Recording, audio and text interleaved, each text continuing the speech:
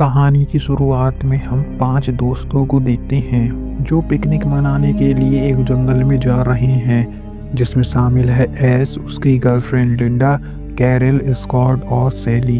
जंगल में उन्हें एक केबिन बड़े सस्ते में मिला है, वहीं पर वह लोग जा रहे हैं। इसके बाद वह लोग केबिन के पास पहुंच जाते हैं। उन्होंने दरवाज़ा खोला और अंदर गए। अंदर काफ़ी धूल जमी थी। ऐसा लग रहा था जैसे काफ़ी समय से यहाँ पर कोई भी नहीं आया हो। वह बगल वाले कमरे में गया तो उसमें काफ़ी सारे टूल्स रखे थे। रात में वह देखते हैं सैली घड़ी की ड्राइंग बना रही थी, लेकिन पेंडुलम एक जगह पर अटक गया। बाहर से उसे डरावनी आवाज़ें सुनाई दे रही थी। वह कुछ समझ पाती हम देखते हैं उसका हाथ अपने आप एक किताब की ड्राइंग बना देता है। फिर उसकी नज़र बेसमेंट में पड़ी जो अपने आप हिल रहा था। सैली ने यह बात किसी को भी नहीं बताई। रात में जब सभी लोग डिनर कर रहे थे तब बेसमेंट का दरवाज़ा अपने आप खुल गया। वह लोग काफ़ी शौक हो जाते हैं। सभी लोग डर रहे थे, इसलिए स्कॉट देखने के लिए नीचे गया, लेकिन काफ़ी देर तक वह वापस नहीं आया तो एस को भी उसके पीछे जाना पड़ा। बेसमेंट में शॉटगन की गोलियां पड़ी थी और वहाँ पर वही किताब रखी थी जिसकी ड्राइंग सैली ने बनाई थी। किताब की वाइंडिंग चेहरे की तरह करी गई थी। किताब में अजीबो चीज़ लिखी हुई थी। वहाँ पर एक टेप रिकॉर्डर भी पड़ा था, जिसे लेकर वह लोग ऊपर आए और सुनने लगे। रिकॉर्डिंग में आवाज़ आर्कियोलॉजिस्ट की थी। वह भी यहाँ पर आया था और उसे भी यह किताब मिली थी। उसने इस किताब का नाम डेड ऑफ इविल रख दिया, यानी कि शैतान की किताब। उसका मानना है कि इस किताब की मदद से वह शैतान को अपनी दुनिया में बुला सकते हैं। किताब में जो मैसेज लिखा हुआ है उसे पढ़ने के बाद शैतान को आज़ादी मिल जाती है किसी भी इंसान पर काबू पाने की। सैली काफ़ी डर चुकी थी, इसलिए उसने टेप रिकॉर्डर बंद कर दिया, लेकिन स्कॉट ने फिर से टेप रिकॉर्डर स्टार्ट कर दिया। रिकॉर्डिंग में आर्कियोलॉजिस्ट उसी मैसेज को पढ़ने लगता है। जिसके बाद होता यह है, धरती अपने आप से फटने लगती है। हम देखते हैं तूफान शुरू हो गया है और उसकी वजह से पेड़ की एक टहनी टूटकर खिड़की पर गिर जाती है। अब हम कैरल को देखते हैं, वह बाथरूम में होती है। तभी हम देखते हैं उसे फिर से डरावनी आवाज़ सुनाई देने लगती है। आवाज़ का पीछा करते करते वह जंगल में चली गई। तभी एक जंगली झाड़ी ने उसे अपने काबू में कर लिया, लेकिन वह कैसे भी करके बच गई और वहां से भागने लगी। जल्दी से वह केबिन की तरफ आई और दरवाज़ा खोलने लगी, लेकिन दरवाज़ा खुल नहीं रहा। पीछे पीछे डीमन लगा हुआ था। वह तो सही समय पर ऐश ने दरवाज़ा खोल दिया, फिर कहीं जाकर वह बच पाई। कैरल उन्हें सब कुछ बताती है, लेकिन वह लोग उसकी बातों पर विश्वास नहीं करते। कैरल पूरी तरीके से फ्रस्ट्रेटेड हो चुकी थी, इसलिए वह वहां से जाने की जिद करने लगती है, लेकिन एस उसे मना कर देता है। कैरल अपनी बात पर अड़ी रही। फिर एस उसे टाउन छोड़ने के लिए चला गया, लेकिन बीच में ब्रिज पूरी तरीके से टूट चुका है, इसलिए उन्हें अपनी गाड़ी रोकनी पड़ती है। कैरल तो रोने लगी क्योंकि उसे तो समझ में आ चुका है कि यह जंगल उसे यहाँ से जाने नहीं देगा। एस को कहीं ना कहीं उसकी बातों पर विश्वास होने लगता है, इसलिए वह उसे केबिन में वापस ले आता है। फिर वापस से वह टेप को चालू कर देता है। आर्कियोलॉजिस्ट बता रहा था कि उसकी पत्नी को एक डीमन ने पोजेस कर लिया है और उससे बचने के लिए उसने अपनी वाइफ को मार दिया, फिर कहीं जाकर वह बच पाया। हम देखते हैं सैली और लिंडा दूर बैठकर कार्ड खेल रहे थे। कैरल खिड़की पर बैठकर एक एक करके कार्ड के सही नंबर बता रही थी। वह बिना देखे ही सही उत्तर दे रही थी, क्योंकि अब वह हो चुकी है पोजेस। हवा में वह तैर रही थी। यह देखकर सभी लोग डर जाते हैं।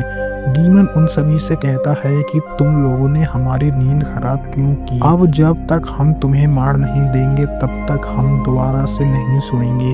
कैरल नीचे गिरकर बेहोश हो जाती है। उसे देखने के लिए वह लोग गए तो कैरल उठी और उसने एक पेंसिल की मदद से लिंडा पर हमला कर दिया। एस ने उसे रोकने की कोशिश करी, लेकिन उसने उसको दूर फेंक दिया। कैरल पूरी तरीके से बेकाबू हो चुकी थी, इसलिए स्कॉट ने उसे बेसमेंट में फेंक दिया और उसे वहीं पर कैद कर दिया। अब सभी लोग डिसाइड करते हैं कि उन्हें अब यहाँ से जल्दी से चले जाना चाहिए। लेकिन रात हो चुकी है और वह यहाँ से जा नहीं सकते क्योंकि ब्रिज पूरी तरीके से टूट चुका है।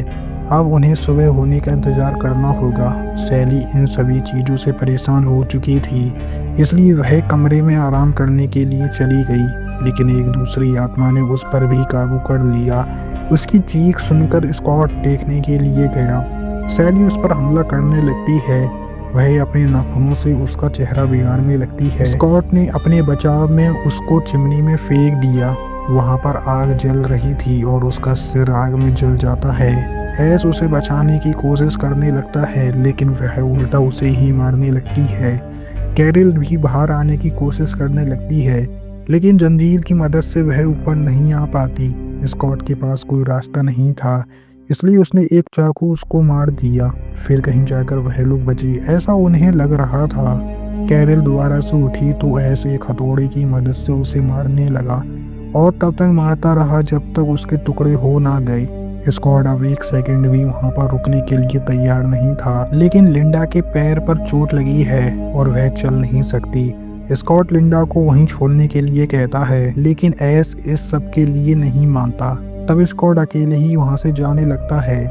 एस लिंडा के पैरों का घाव देखने के लिए गया, तभी घाव एकदम से फैल जाता है और लिंडा भी पोजेस हो जाती है।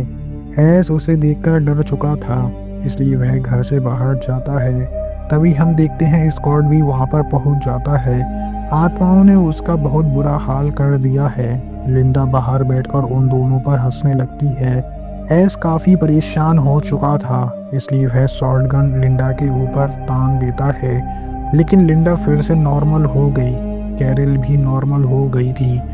एस को लगने लगा कि अब सब कुछ सही हो गया है। एस कैरिल को छुड़ाने के लिए गया, तब वह फ्लोर तोड़कर उसको पकड़ लेती है। लिंडा भी फिर से असली रूप में आकर गाना गाने लगी। परेशान होकर एस उसे घसीटकर बाहर ले आया। एस अंदर जाकर स्कॉट को देखने के लिए गया, लेकिन तब तक वह मर चुका था। एस अपने आप को संभाल पाता उससे पहले वहां पर लिंडा आ गई। वह उसके ऊपर हमला करने लगती है। नीचे से कैरिल ने उसका पैर पकड़ लिया। एस ने काफी कोशिश करी, फिर कहीं जाकर उसने चाकू लिंडा को मारा और वह नीचे गिरकर मर गई। एस जानता था कि यह फिर से जिंदा होकर उसके ऊपर हमला करेगी, इसलिए उसने उसको एक चेन से बांध दिया। फिर वह उसके टुकड़े करने वाला था, लेकिन उसके गले में लॉकेट देखकर वह रुक गया। उसने उसके टुकड़े नहीं किए, लेकिन दफनाने के लिए वह ले गया। तभी हम देखते हैं लिंडा को होश आ जाता है। एस उसकी ओर देखता है तो लिंडा अपनी आंख बंद कर लेती है। आंख में चोरी का खेल ऐसा ही चलता रहता है। एस उसे दफना देता है। एस लॉकेट उठाने के लिए जैसे ही झुका, लिंडा उसका हाथ पकड़ लेती है। लिंडा उस पर हमला कर देती है। एस अपने बचाव में उसकी गर्दन अलग कर देता है। एस अब कैबिन में चला जाता है। वह देखता है बेसमेंट का लॉक खुला हुआ है, यानी कि कैरिल बाहर निकल गई है। शॉटगन लेकर उसे ढूंढने लगा तो वह उसके ऊपर हमला कर देती है। घूमकर वह दरवाजे की तरफ आई। एस ने तब तक दरवाजा बंद कर दिया, लेकिन वह अंदर आने की कोशिश कर रही थी। अब एस शॉटगन की गोली लेने के लिए बेसमेंट में चला जाता है। जब वह ऊपर आता है तब देखता है कि घर अजीबो तरीके से हरकत कर रहा है, जैसे घड़ी अपने आप तेज चल रही है, मशीन अपने आप चल रही है, सभी खिड़की दरवाजे अपने आप हिल रहे थे। दरवाजे के पास आकर वह यह सब कुछ देख रहा था। तभी हम देखते हैं पीछे से कैरल उसके ऊपर हमला कर देती है। एस ने उसके ऊपर गोली चलाई जो उसके चेहरे पर लगी। एस ने दरवाजा बंद किया और अपने आप को कैसे भी करके बचाया, लेकिन तभी हम देखते हैं स्कॉट अपने आप जग जाता है। उसने एस की गर्दन पकड़ ली। एस ने उसकी आंखें फोड़ी, फिर कहीं जाकर वह बचा। पास ही में वही किताब रखी हुई थी। एस उसे जलाने के लिए आगे बढ़ा, लेकिन स्कॉट ने उसका पैर पकड़ लिया। लेकिन जैसे तैसे करके उसने किताब को उठाई और आग में फेंक दी। इसके बाद हम देखते हैं फिर कहीं जाकर वह लोग शांत हुए। उनकी बॉडी डिकम्पोज होने लगती है। अगली सुबह एस वहां से जाने लगा। तभी हम देखते हैं एक आत्मा घर से होते हुए उसके अंदर आ जाती है और इसी के साथ हमारी मूवी यहीं पर ख़त्म हो जाती है। आई होप गाइस आपको मूवी पसंद आई होगी। मूवी पसंद आई हो तो वीडियो को लाइक करना, चैनल पे नहीं हो तो सब्सक्राइब करना, ताकि मैं कोई भी न्यू वीडियो डालूँ तो सबसे पहले नोटिफिकेशन आपको मिल जाए।